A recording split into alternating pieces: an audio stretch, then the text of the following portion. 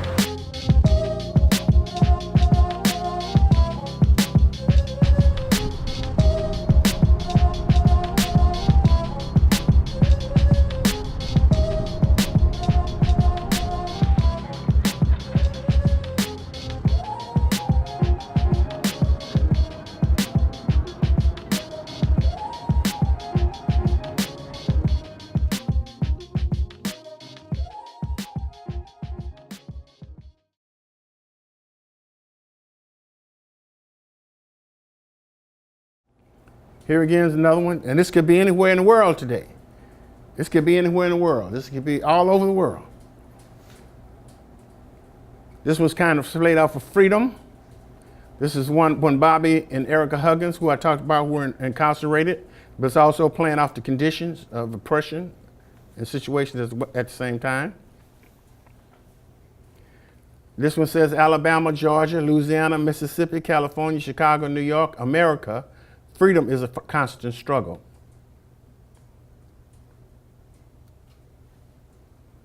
This is the one that I took. This is when I talked about the students on the student campus and the battles on the campuses. Well, this is the photograph of one of those students at Rutgers University. And I just happened to, it kind of mirrored this image, so I put them together and used this 10-point platform or program of the Black Panther Party, where it says we want education for our people that exposes the true nature of this decadent American society. We want an education that teaches us our true history and our role in the present day society. So I collaged them together. This one says, I just want to testify. I'm not going to sit around anymore. I got freedom on my mind. We shall survive without a doubt. These were Panther Cubs. We had an alternative school. They're in their 40s, 30s, late 30s or 40s now.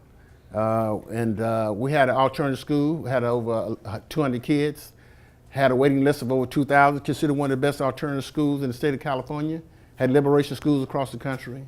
You had people like Sheila E., who used to come to the school and do fundraisers at the school for us. You had Grateful Dead. They've done fundraisers for Santana before he was famous. You had blues singer like John Lee Hooker. All of them have come and done performances for us.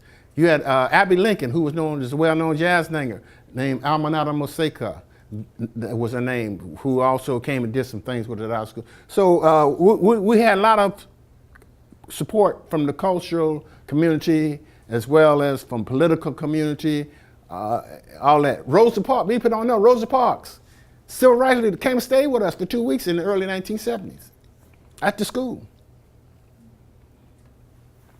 This says all power to the people, and it's kind of playing like off the fact of what we were talking about, people's power. Had people's free health clinics. We had free breakfast programs all across the country for kids who went to school so they wouldn't go to school on a hungry stomach. You had the government, one of the politicians back then said the Black Panther Party was feeding more hungry children in the United States government, and it was true.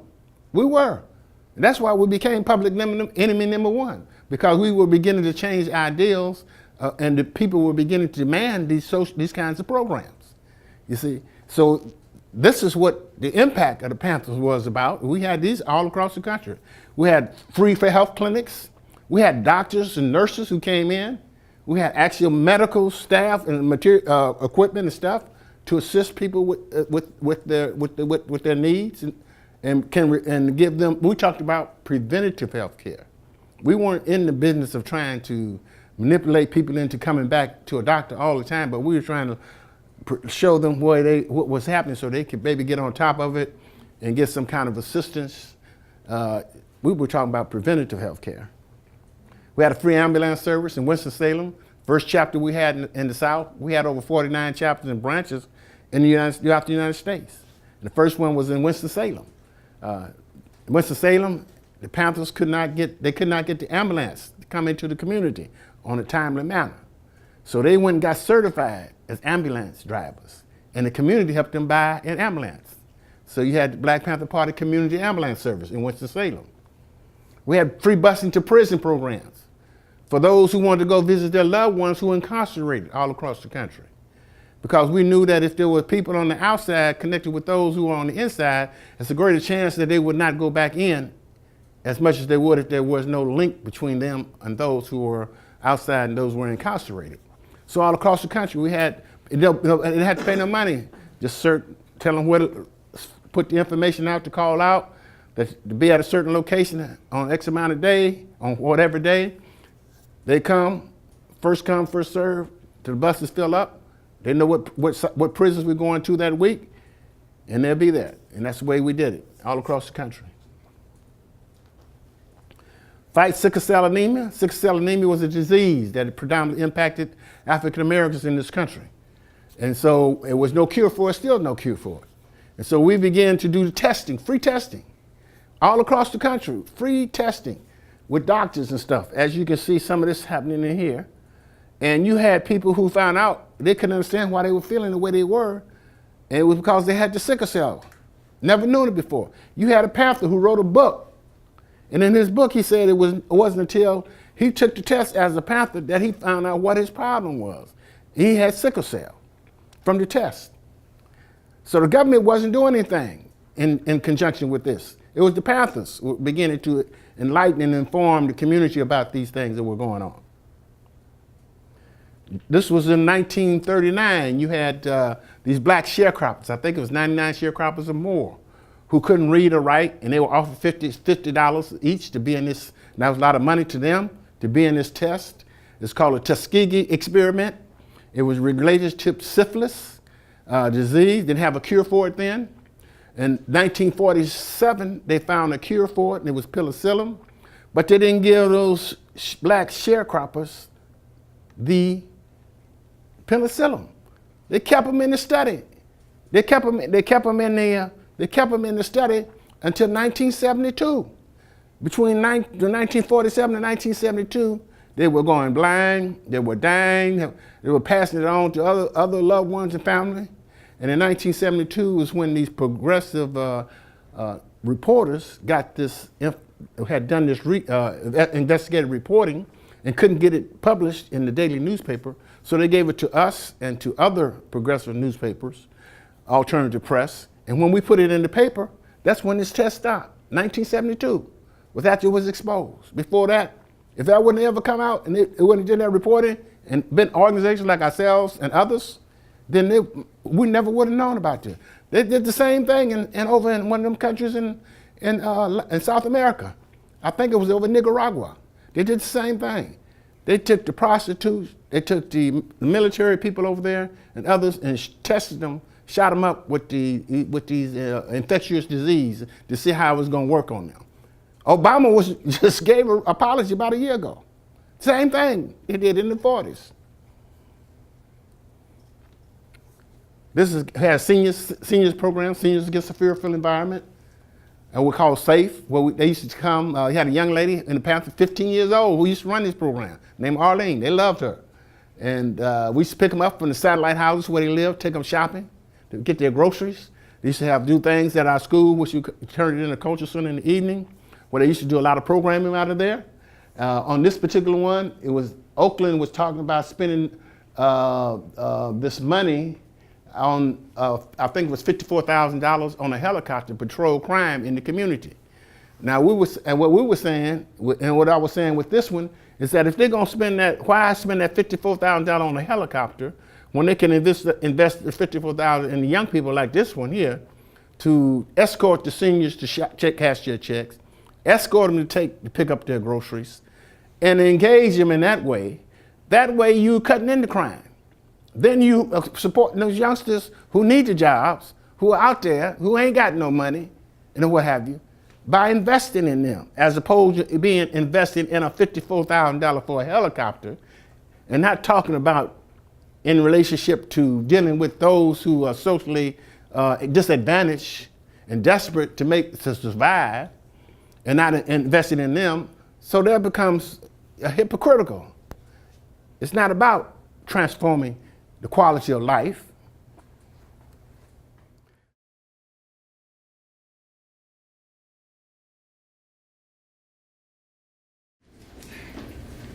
Maybe one and then two? Yeah. I was gonna say, what advice do you have for young people like ourselves to resolve issues with police brutality? Well, first you have to come together in yourselves and make some choices on how y'all want to approach it in this time and resolve it. And you can learn from historical situations such as the Panthers and others who have dealt with those issues and continue to deal with those issues. But you have to come involved as a collective in order to make it work. This Black Lives Matter, the whole movement, that's a broad movement. A whole lot of different organizations, people coming together. But it's transcending communities and what have you. So you have to be outspoken for sure. You have to be and deal with facts on it for sure. And you have to be persistent, and you have to continue to stay inspired, but work with those who you feel you can work with in relationship to coming together to deal with those issues. Yeah, and be informed on them. You know, see what's going on around the world, how youngsters are being murdered and beaten down all across the country. I think this whole movement of what's going on in relationship to recent murders has brought worldwide attention to things that people didn't believe was happening anymore. When I traveled to Australia, they tried to think this still don't even exist anymore in this country. You know, this is a post-racist society, no problem, none of that. Yeah. My question regarding to that, like what's happening in South Carolina and what's happening like in New York and what's happening like out here in California. With what you said, like people want to believe that we're living in this post-racist society, like the media even tries to perpetuate it as living in this post-racist because that's what we're talking about. What is the best way to try and get awareness for a society which always tries to like download it? Well, sometimes you got to get in the face. You have to agitate. You can't be passive about it. You have to be able to communicate it. You have to be consistent with it. You have to be, but you have to have the conviction within yourself in relationship to wanting to be a part of that transforming of things. I mean, it's a challenge because you're dealing with a system that controls and dictates everything. They wiped out if it wasn't for electronic media now, where you get stuff from all over the world, we wouldn't even have no access to no accurate reports of what's going on. And so it's, you just have to stay consistent and do what you can do in the context and not give up. It's not about quitting. I mean, there's highs and there's lows, there's times and there's frustrations, all that exists. That's about a human nature. But you still got to rise to the challenge in relationship to what needs to be done. And if you see something out there where you can work in, get involved with it, that's for sure. Yeah. But I would advise you, you have to be conscious of the fact that you just can't go out there sometimes and just confront things because it could get you killed. So you have to be strategic in when you do things as well. Now, also we talk about the system, a system. There may be good people in them systems, but you may have family members that's police, or family members that's a part of the system. But it's the culture that dictates the policy that creates the situation that we're in. And that exists. All this is going on. Yeah. Thank you so much. I wish we had more time. Yeah. Can we give Emory a big warm round?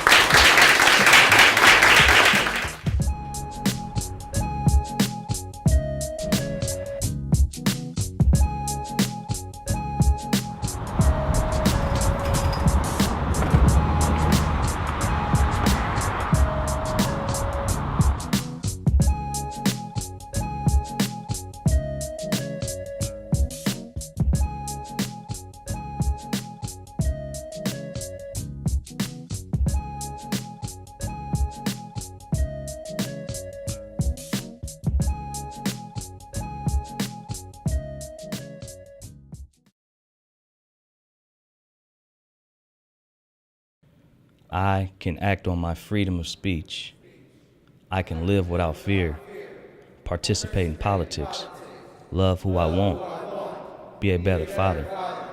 I can leave the streets alone, get through these troubled times. I can make my own decisions, believe in my higher power, stop being violent, be accountable for my actions. I can be heard. I can be heard.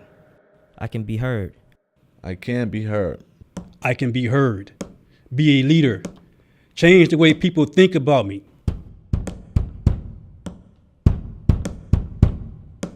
Lights on, doors unlocked. Is it really 3 o'clock in the AM? Are they playing? Tuck in my shirt, put on my sandals, not my shoes, 'cause I ain't into the politics. Now it's time to get in one more line, one more time, but don't take your time. Hurry up, it's pill call, grab a cup. You cheek your meds, they're gonna roll you up. Breakfast, every day, 4th table down. Back upstairs, one by one we creep, in the cell and back to sleep. 8:33, cell doors open. No BS today, I'm hoping. Run for the phone, run for the shower. Hurry up, group in half an hour.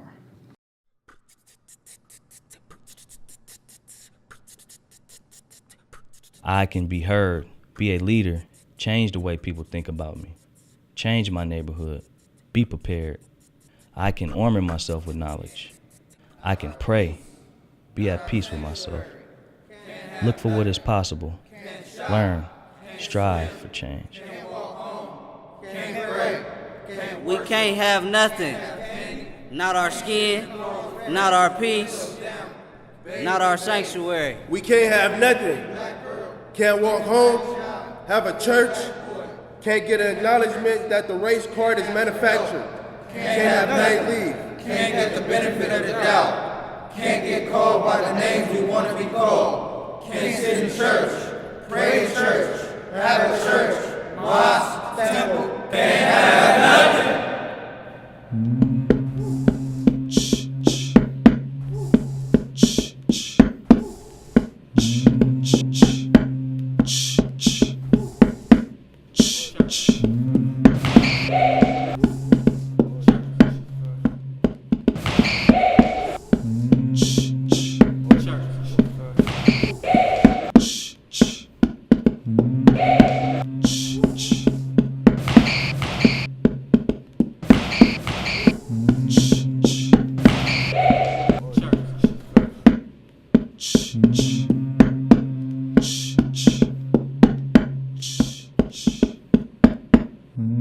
I can vote.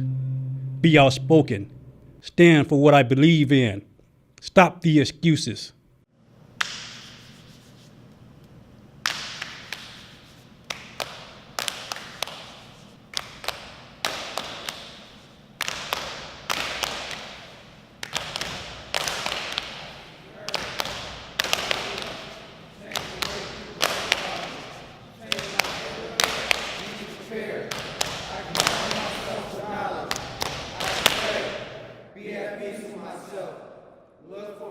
I can unite with others, have ideas, not be biased, not pass judgment. I can voice my opinion, ask for help, unite, gain knowledge of self.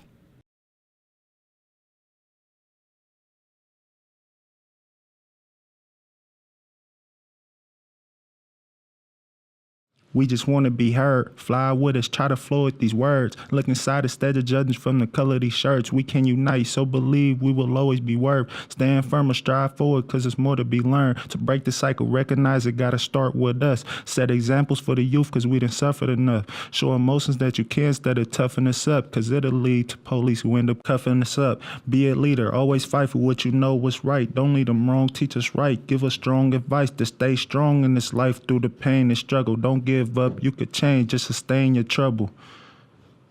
That's it.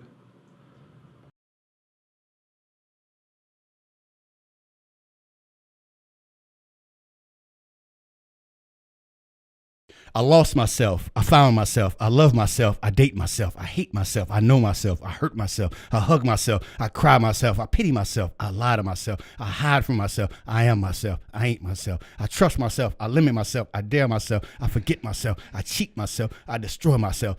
And I blame everybody else.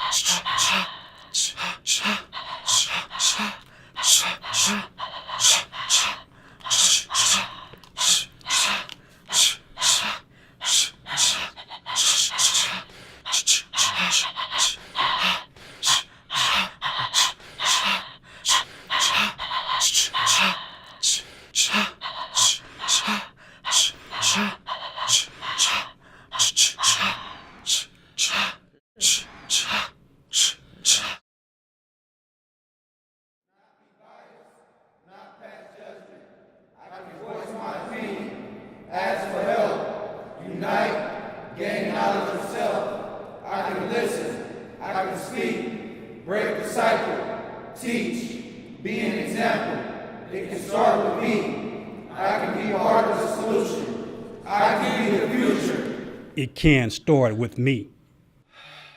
It can start with me. It can start with me. It can start with me.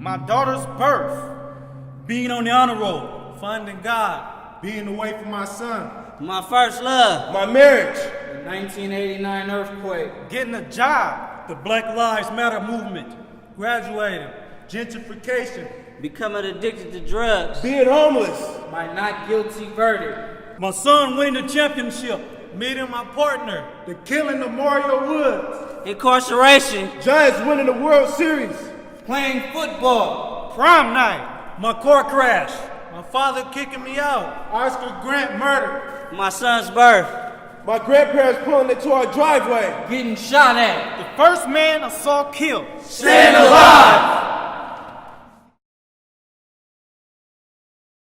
It can start with me. I can be part of the solution. I can be the future.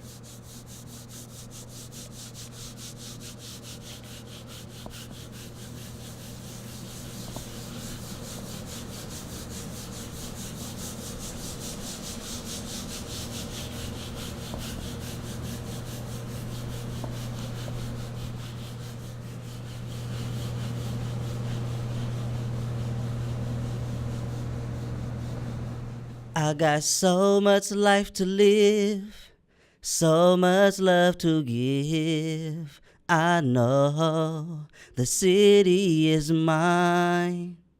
Don't let life just slip away. Hop in your whip, let's get away. I know the city is mine. Ain't got no money for the rent, and I'm struggling to put food on the table. Invested so much time in this music, still no call from a label. When it rains, it pours. I know the city is mine.